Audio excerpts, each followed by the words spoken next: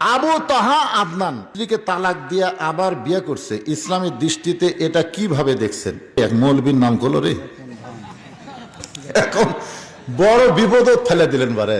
কিছুদিন আগে আমরা দেখলাম কয়েক ভরি সোনা দিয়ে বউ তালাক দিল, এটা আমরা ফেসবুকে দেখলাম। এটা কি আমরা সরাসরি দেখছি?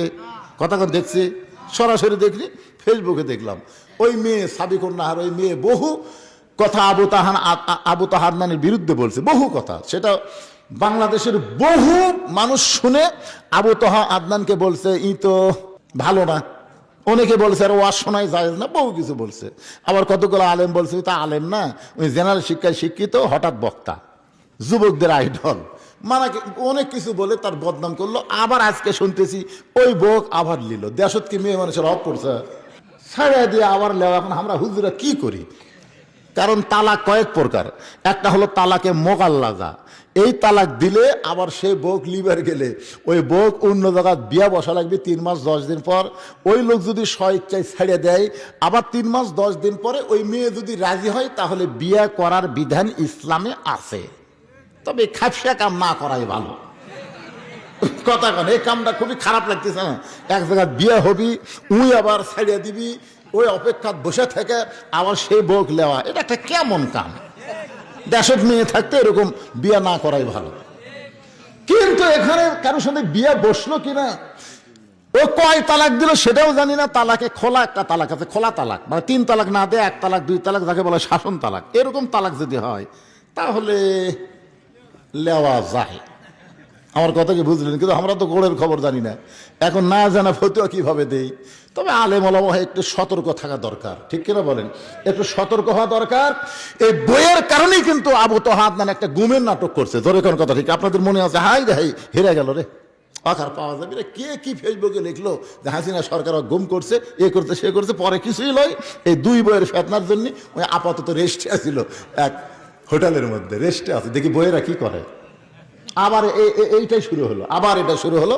এইটা নিয়ে আমি চূড়ান্ত কোনো ফতুয়া দিলাম না, চূড়ান্ত কোনো ফতুয়া আমি দেইনি। আপনারা চাইছেন এভাবে সমাজের মধ্যে আলেমদেরকে কটাক্ষ করা, ঘৃণিত সৃষ্টি করা, না করাই ভালো, ঠিক কিনা বলেন? আসেন, যেই কথা বলতেছিলাম, সাইদ ইবনে ওমর বলে আমিরুল মুমিনিন, আমি 5 ওয়াক্ত নামাজের ইমামতি করি। 5 ওয়াক্ত নামাজের ভিতরে আমি ঢুকতে পারি না, কারণ যখন কেউ নামাজ পড়ায় তখন ইচ্ছা মতো সেজদা দিবার পারবে? আচ্ছা, ইমাম সাহেব যদি সেজদায় যায় আল্লাহর মহব্বতে সুবহান রাব্বিল আলা সুবহান রাব্বিল আলা কোতে কোতে 101 বার কষে, পিছনের মুসল্লিরা সেজদা থাকবে? কারণ সেজদাই তো আল্লাহর সাথে মিলন হওয়ার মাধ্যম। এখন সেজদা যা একবার ইমাম সাহেব আল্লাহর সাথে মিলিত হয়ে গেছে, মানে আল্লাহর মহব্বতে পাগল হয়ে সেজদাতে আছে, পিছনের মুসল্লি মাথা তুলে কবি করে হুজুর বাইসে আছে না মরিছে। এই জন্য ফতুয়ার কিতাব হলো, মসজিদের মধ্যে তুমি যখন ইমামতি করবা তোমার ইচ্ছা মতো রুকু সেজদা করতে পারবা না। 3 বার সুবহান রাব্বিল আযীম, 3 বার সুবহান রাব্বিল আলা, বড় জোর 5 বার, তার বেশি করা যাবে। এটা ফরজ নামাজের নিয়ম। সাইদ নামের বলে আমিরুল মুমিনিন, আমি 5 ওয়াক্ত নামাজের ভিতরে ঢুকতে পারি না। নামাজের হুকুম অনুযায়ী, নিয়ম অনুযায়ী আমাকে নামাজ পড়াতে হয়। কিন্তু আমি যখন এশার নামাজ পড়ে বাড়িতে আসি, বাড়িতে আসার পরে আমি আল্লাহর কোরআন তেলাওয়াত করি। কারণ দিনের বেলা কাজ কামের কারণে, দায়িত্বের কারণে আমি আল্লাহর কোরআন ঠিক মতো তেলাওয়াত করতে পারি না। এই যে এশার নামাজের পরে আমি তেলাওয়াতের মধ্যে শামিল হই। এই তেলাওয়াত করতে করতে আল্লাহর কোরআনের মধ্যে নিজের অস্তিত্ব বিলীন হয়ে যায়।